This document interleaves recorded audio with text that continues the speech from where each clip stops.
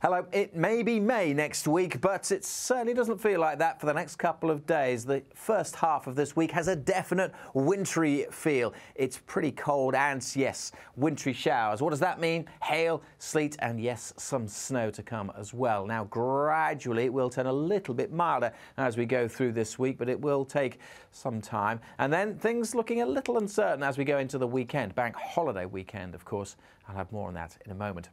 First of all, let's get back to the cold conditions. Low pressure heading into Scandinavia. This very active cold front is introducing the winds from the north. These little weather fronts dotted about are providing some sleet and snow showers. And as we pull out, the big picture shows, yes, low to the east, big high to the west. That will dominate our weather for much of this week. But for the time being, in between the two, we're drawing down the winds from the Arctic. That is why we have the cold feel. We start Tuesday then with a frost, a risk of ice and some sleet and snow showers, chiefly over northern Scotland and down the eastern side of England at first. Snow chiefly over the hills, but even down to lower levels, you may get a little bit. Further south, we start dry with some sunshine, but then the showers get going. A real mishmash.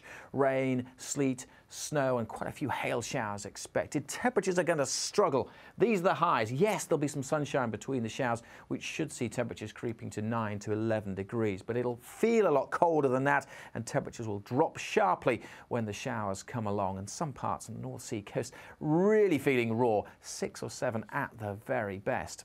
Now, as we go into Wednesday, the high pressure starts to slip in a little bit, starts to take control. These weather fronts drifting around the top. This one's a warm front, so it won't be perhaps quite as cold in Scotland on Wednesday, but still a bitter wind along these North Sea coasts, and still, particularly across central and eastern England, plenty of showers that will be, again, a mixture of heavy rain, sleet and maybe a bit of snow over the hills. Turning a bit damp across northern Scotland, and temperature-wise, well, still for many of us, single figures at the very best, and feeling particularly cold once more on the east coast.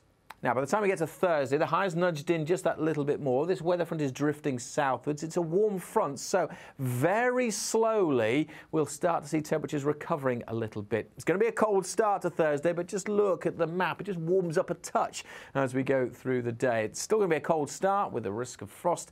There'll be some cloud and outbreaks of mostly patchy rain drifting south on that weather front. Not a lot of rain across the south, still largely dry here.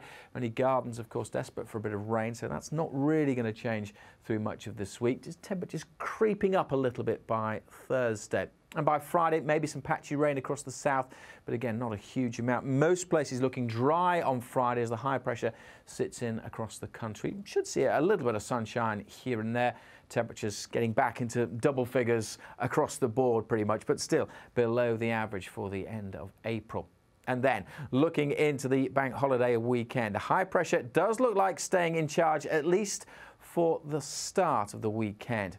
But out to the west, we have complications. This is a weather front trying to push in. Now, often these weather fronts try to bump up against the high pressure, and things get quite complicated. That's what we're expecting into the weekend. So we will eventually see a change. Most of us, though, look like starting the weekend dry and fine. It may well then change and turn a little bit wetter, but there's quite a bit of uncertainty about how the weekend develops. We'll of course, keep you updated, and there's always more on the Met Office website.